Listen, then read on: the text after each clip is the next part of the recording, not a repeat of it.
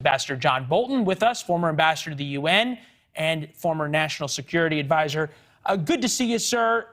What do you make of the Russians continuing to double down on these atrocities, for lack of a better word? Yeah, it's very hard to believe this missile strike was aimed exactly at what it hit, and it's not a mistake or a misfire or something like that. And I think it's unfortunately typical of what we're going to see more of in eastern Ukraine. The Russians have made their intentions very clear. And frankly, if they had started with eastern and southern Ukraine, which I think is their other objective, the north coast of the Black Sea, 6 weeks ago, they might have achieved it by now. It was their own mistakes that have put them in this difficult position. But as you said, they are now trying to regroup, and we'll see what happens. Yeah, allegedly written on the missile, if we have a picture of it, was "for the children" in Russian, which was taken either to mean that it was the Russians saying it was for their kids, or the Russians sending a message to the Ukrainians, we're trying to kill your kids. We're living in a little bit of a weird world, right, where we instinctively are told to believe everything we hear from the Ukrainians and absolutely nothing we hear from the Russians. Is that absolute view of trust the right way to look at what happens in Ukraine right now? Well, I think you have to start from the proposition that this was completely unprovoked aggression on the part of the Russians, which definitely puts them in the wrong here. Now, as far as what their attitudes are and what they've said, I have believed for some time it's a mistake for people to think this is purely Vladimir Putin's war. The Russians, many of them, not all of them, but many Russians take the same view of Ukraine and Belarus, that they should be part of the Rodinia of Mother Russia, and that's how they feel, and they think the Ukrainian government's an illegitimate, failed state.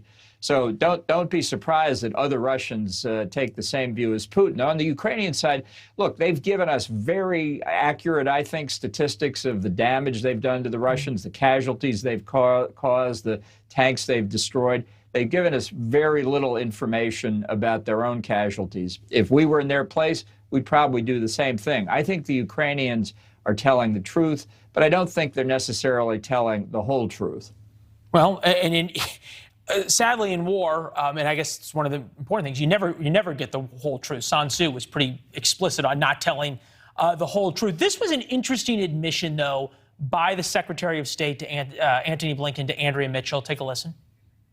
A protracted war is going to last years, according to the chairman of the Joint Chiefs. I don't know about decade, but at least years for sure. Will today's new commitment of javelins, anti-tank weapons to Ukraine, shorten that timeline? As much as we want to see this come to an end as soon as possible to stop the death and destruction that's being wrought by Russia and Ukraine, there is also a very likely scenario by which this goes on for some time. Is that tacit admission that all of the sanctions, all of the talk, all of the unity, absolutely nothing has changed Vladimir Putin's calculus on a single issue? Well, I certainly don't think it's changed his determination to proceed with the war.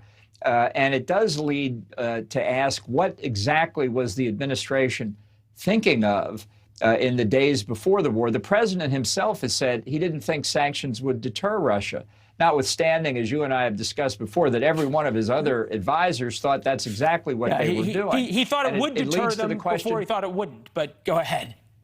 Yeah, whatever. We're still not clear what the end game is for the Biden administration. I personally think right now we're in a race for time. As we were discussing, Putin is regrouping. He's revised his strategy. He's limited his objectives. The United States and others say they're getting more weapons systems, getting more ammunition into the hands of the Ukrainians. I think it's a race as to see whose capabilities can be deployed most effectively earlier. I do believe the Ukrainians, for all their bravery, have taken some heavy hits, and I think the Russians know that too, and they're going to try and grab as much land as they can before there are any serious negotiations. Now, and Vladimir Putin needs to bring back a win of some type for 15,000 dead Russian soldiers. And obviously, defending the east for Ukraine is a lot harder. You got to move those NATO supplies over 15 hours of roads, a lot of which is exposed to Russian air power. We were talking about this picture of Vladimir Putin with the nuclear briefcase right behind him. Obviously, when the U.S. president travels, you've traveled a lot with the president. The nuclear football is always nearby. How much of this are we to view as a subtle reminder by Vladimir Putin to the world of you really can't do much to me? Well, I don't know that they planned it or not, but it should remind us. It called to my mind the fact that when Putin and Trump met in Helsinki for the famous summit, both footballs were in the same room at the same time. I'm sure it's happened before, but that was my first experience with it. Look, Putin is a very determined person, and that's why we need to know how determined our administration is here. Do they think it's possible Ukraine can win a victory, by which I would define as getting the Russians off their territory and inflicting some real damage through economic sanctions? If that's not the objective, then the president needs to tell us what his objective is. A long, inconclusive war is not an acceptable objective. The Ukrainians have done amazing things in this conflict. The Russians have shown incredible incompetence. I think victory for Ukraine is possible, but you have to have a strategy to get there. And just saying, well, this is going to last a long time doesn't count as a strategy. Yeah, and unity tends to be, despite what the administration says, it's not an end, it's a means to an end, as you pointed out a lot of times. Ambassador, it was good to see you. Thank you. We'll see what happens over the weekend.